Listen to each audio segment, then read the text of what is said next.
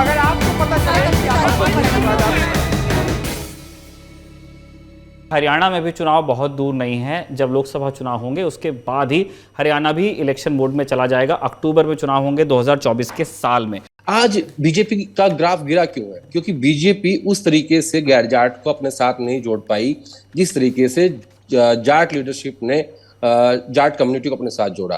मनोहर लाल खट्टर ये कहते हैं कि मेरिट पे करूंगा। देखिए, हरियाणा की जो पूरी राजनीति है ना, वो बहुत ज्यादा घूमती है सरकारी नौकरियों के आसपास जी। यहाँ सबसे बड़ा फैक्टर जो है वो है सरकारी नौकरी, किसी भी एमएलए के लिए, किसी भी मंत्री के लिए, किसी भी मुख्यमंत्री के लिए।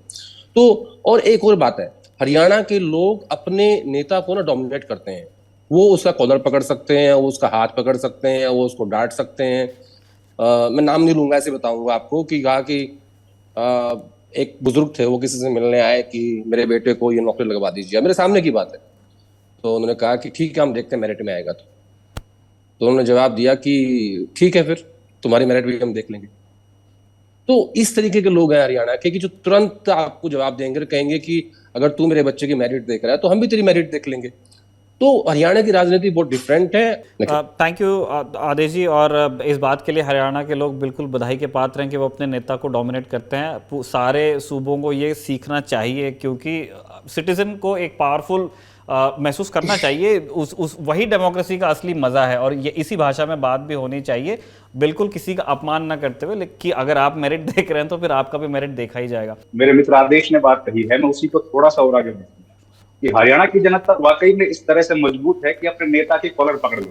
और उसके पीछे का कारण भी देखिए कि नेता जो हरियाणा में पैदा हुए हैं वो भी इसी तरीके के हुए हैं कि जिन्होंने जमीन पर रहकर लोगों के बीच बैठकर उनके साथ हुक्का पी के राजनीति। मुझे एक वाक्य याद आता है कि जब साल 1989 में चौधरी देवीलाल देश के डिप्टी प्राइम मिनिस्टर थे, उस वक्त वो अपना जो 11 मूर्ति रोड है, 11 मूर्ति, उसके बगल में उनका घर, तो वहां पर हरियाणा के कुछ पुलिस कर्मी उनकी सेवा में तैनात थे।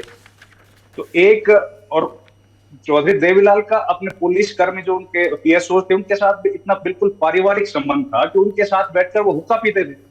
तो एक बार वो जब सवेरे हुक्का पी रहे थे उनके साथ बैठ के, कोई सिपाही था, कोई हवलदार था, कोई एसआई, उस लेवल के अधिकारी, उस लेवल के सब लोग थे। तो एक आईपीएस ऑफिसर आ गए, उन्होंने देखा कि यार ये डिप्टी प्राइम मिनिस्टर के साथ में सिपाही और ये लोग हुक्का पी रहे हैं, तो उन्होंने कहा तो दिस इज इनडिसिप्लिन। तो उन्होंने क्या किया, उन तमाम जो उनकी सेवा में, जो उनकी सुरक्षा में तैनात लोग थे, उनकी बदली कर। अगले दिन सवेरे देवीलाल उठे, उन्होंने कहा यार वो बच्चे कहाँ गए, दिखाई नहीं दे रहे, हुक्का भर के लेके आते थे मेरे लिए। बोले साहब उनके तो एक कल और साहब आए थे, उन्होंने बदली कर दी। बोला यार बदली क्यों कर दी, वो तो ठीक ठाक काम कर रहे थे बेचारे, मतलब साहब को बुलाओगे। तो साहब को बुलाया गया, साहब से पूछा भाई वो बच्चे थे, एक महम का था लड़का, एक सोनीपत का था, वो अच्छा यार हुक्का आपको भर दिया करते, मेरी क्यों बदली कर दी। बोले साहब वो आपके साथ बैठ के हुक्का पी रहे थे, इनडिसिप्लिन था। तो बोले आप साहब डिसिप्लिन सुधारते हो। बोले हाँ साहब। तो बोला ऐसा है, इन बच्चों को तो वापस भेज दो मेरे पास, वो तो मेरे है ना आसपास के लोग हैं, हुक्का हुक्का भर देते। आप डिसिप्लिन सुधारते हो तो कश्मीर का डिसिप्लिन बड़ा खराब है, मैं आपकी वहां बदली करता हूँ। तो जिस तरीके से लोग जनता के बीच में बैठ के राजनीति करते थे साहब, उसकी वजह से वहां पे लोगों को इतनी ताकत महसूस होती थी कि वो जनता में किसी भी वक्त पे जब जरूरत पड़े तो अपने नेता का कॉलर पकड़ लेते।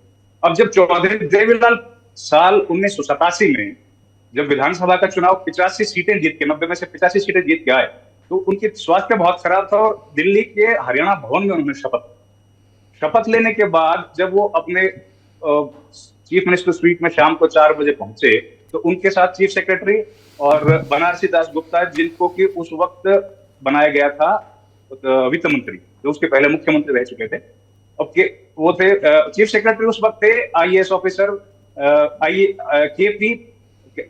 केसी कैप्रीहान। हाँ जी। तो देवीलाल ने कहा भी मैंने वादा किया था चुनावी मैनिफेस्टो में कि मैं कर्जा माफ करूंगा किसानों का और 100 रुपए उनको वृद्धावस्था की पेंशन दूंगा। तो जो चीफ सेक्रेटरी साहब ये तो हो ही नहीं सकता, उन्होंने कहा ये कैसे हो सकता है साहब। बोला भाई मुझे नहीं पता, एक कागज लेके आ जाओ और एक पेन दे दो। चौधरी देवीलाल ने ऊपर लिख दिया कर्जा माफ और नीचे लिख दिया देवीलाल। बोला इसके बीच में आप भर लेना कि कानून कौन सा आएगा।